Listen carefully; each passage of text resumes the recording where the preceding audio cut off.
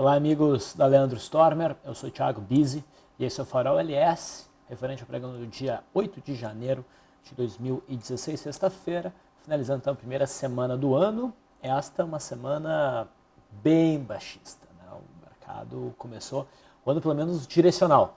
O fato de estar caindo não é ruim, né? Na verdade está sendo bom, a gente tem tido operações fáceis, tudo que a gente pede como trader é um mercado direcional, é isso que nós estamos tendo. Vamos então olhar como se comportou o mercado. Então, como a gente pode ver, né, o mercado realmente acelerou nessa primeira semana do ano, confirmando o rompimento do retângulo. Isso estabeleceu um cenário baixista de curto, médio e longo prazo. Desde ontem, o mercado já apresentava um certo nível de sobrevenda e eu alertava para esta confluência de linhas de retorno, a linha de retorno do canal de baixa e a linha de retorno da projeção desse canal de baixa rompido, né? Que nesse vazio onde o mercado se encontra, né, ofereciam aqui então algum ponto para o mercado tentar reverter. O mercado desacelerou hoje esse movimento de queda, mas eu não julgo que o candle de hoje nos dê qualquer conotação consistente de reversão. Não. O mercado está desacelerando, mas ele pode voltar a acelerar. O alvo principal para o movimento de queda não foi alcançado ainda, que é a projeção do retângulo rompido para baixo, fica ali próximo a 39 mil pontos. Tá? O mercado pode chegar lá numa linha reta. Tá? O fechamento do mercado hoje foi inclusive com uma boa pressão vendedora e ficou com um aspecto de continuar o movimento, inclusive, na segunda-feira. Tá? No semanal, o cenário também não é bonito. Tá? No semanal, o mercado rompe uma congestão e muitos aqui vão fazer uma leitura de mastro e bandeira. Tá? Então, o mercado tem um potencial de queda grande para refletir toda esta perna aqui para baixo. Tá? Bom, então o semanal também não indica a reversão do movimento, a verdade indica a continuidade do movimento de queda. Eis aqui o gráfico do mini índice. A gente continua vendo então o movimento de queda, não houve nenhuma superação de máxima do pregão anterior ao longo de toda a semana, o que é bom para posições de swing trade, porque assim não gera stop, né? E a gente fechou na mínima, com crescente de volume, apesar de ser bem leve, uma crescente de volume.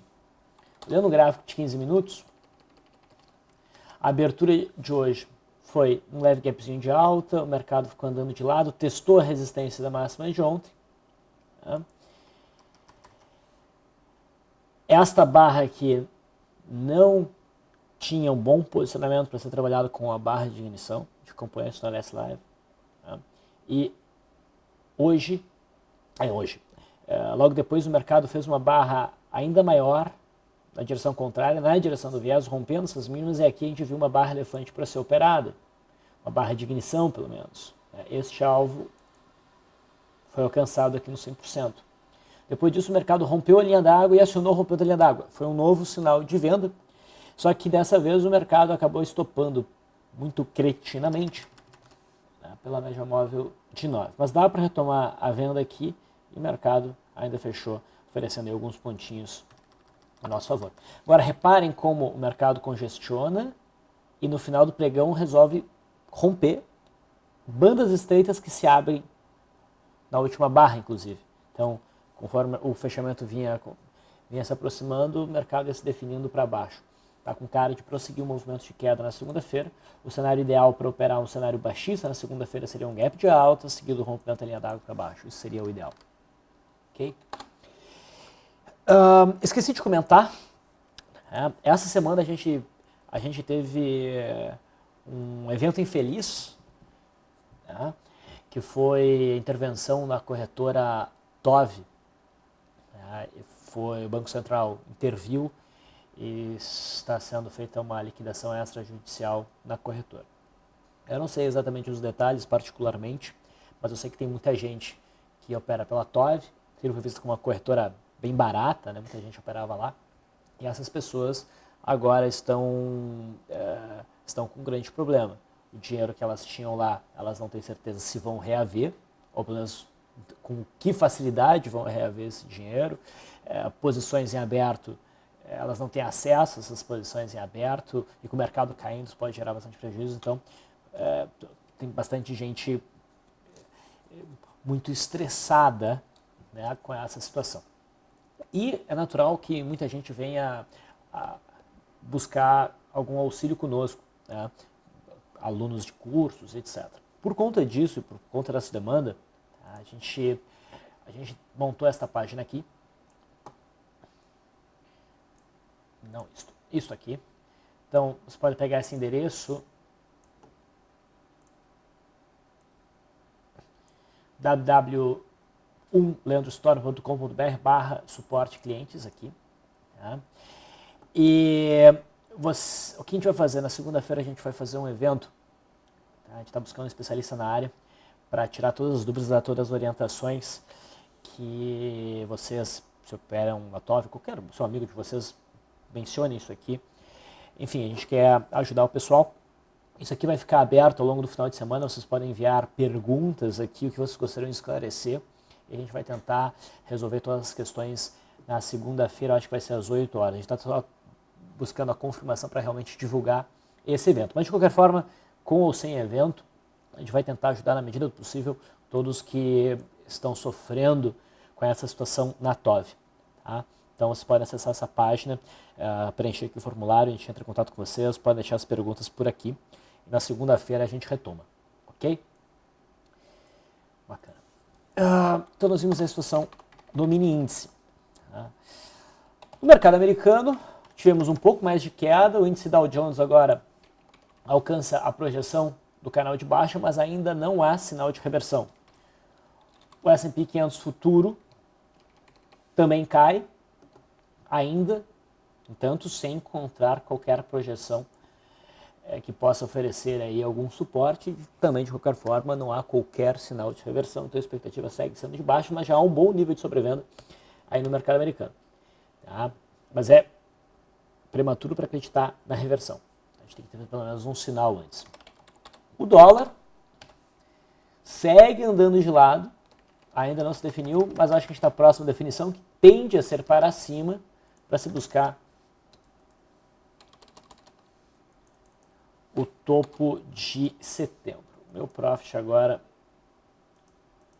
deu um tilt aqui. Voltou. Okay? Olhando o intraday,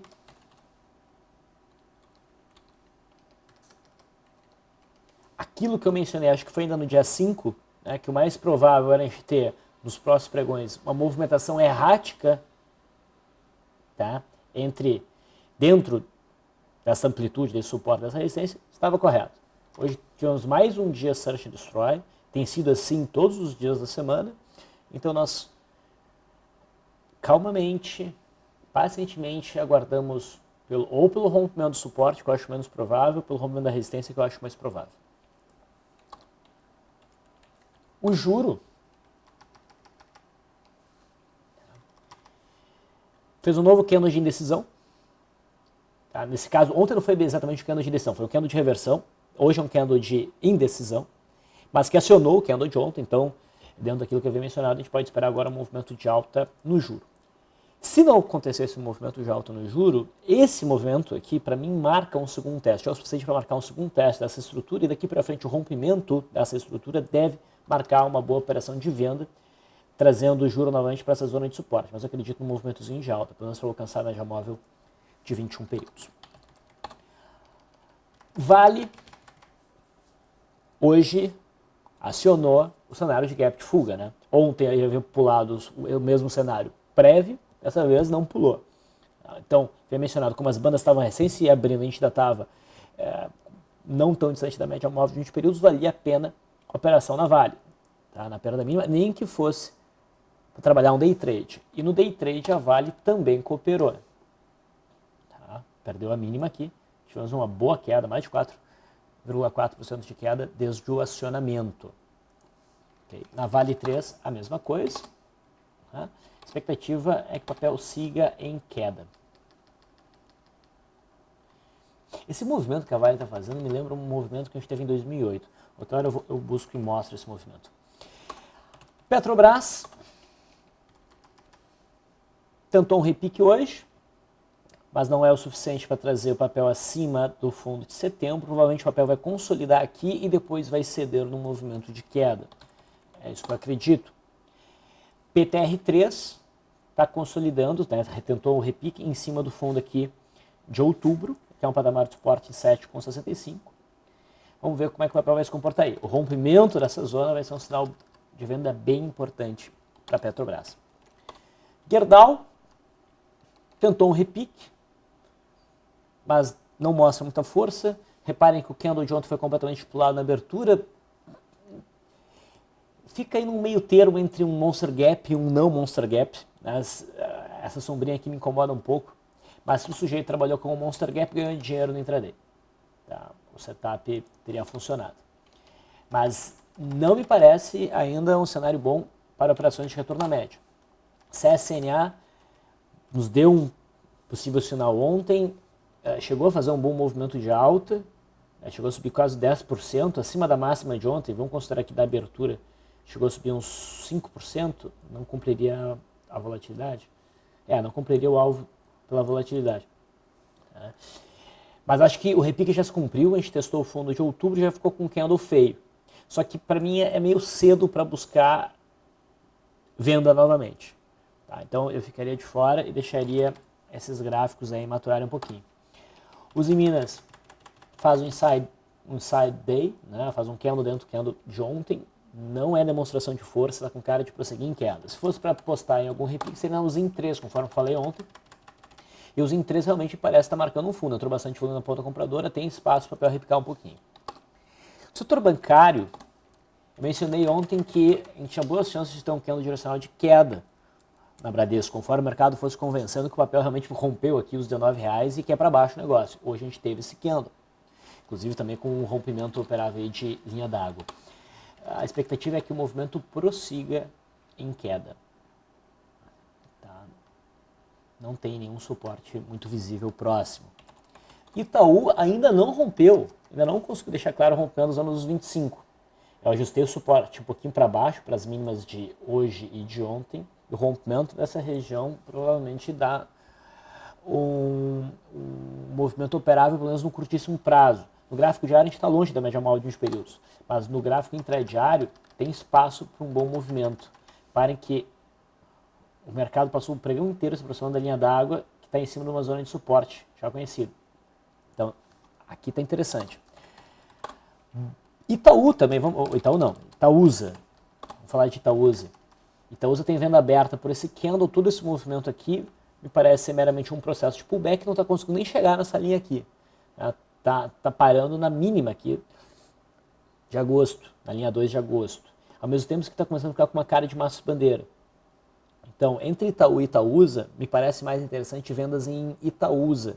Ele já tem uma venda aberta e o rompimento dessas mínimas aqui, tá, seria um novo sinal. Alguém mais agressivo poderia operar a perda da mínima de hoje, como se fosse um processo de pullback.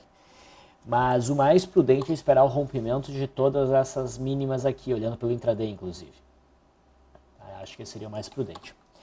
Banco do Brasil vai consolidando abaixo do fundo de setembro. Logo deve dar uma pancada para baixo aos moldes do que eu falei ali sobre o Bradesco.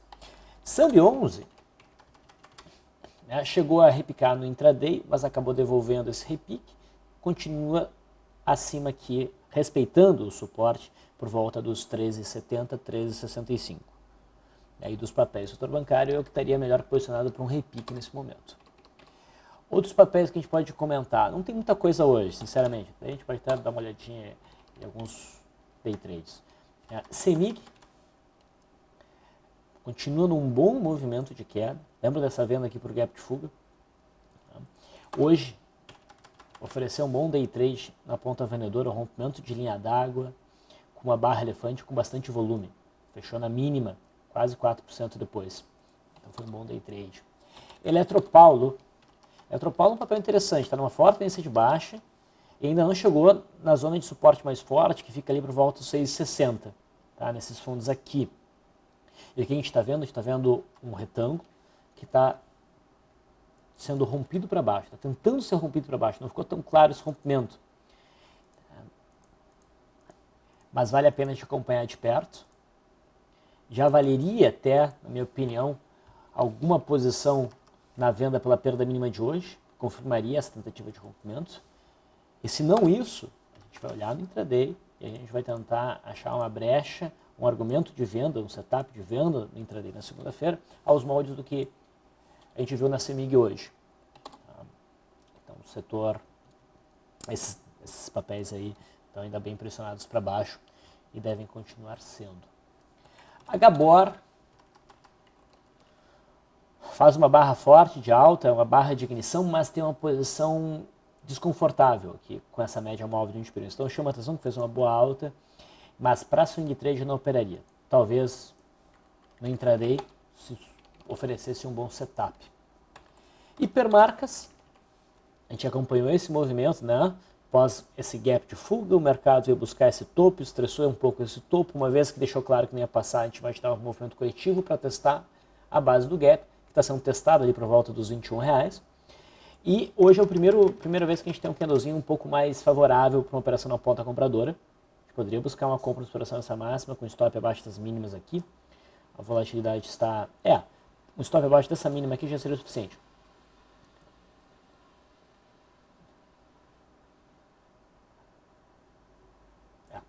Já seria o suficiente. Aí o papel poderia voltar para a faixa lá dos 23,65. PDGR, deixa eu ajustar aqui o gráfico. Estava com as bandas bem estreitas, hoje abriu um gap de alta, as bandas começam a se abrir e esse candle tem uma conotação altista.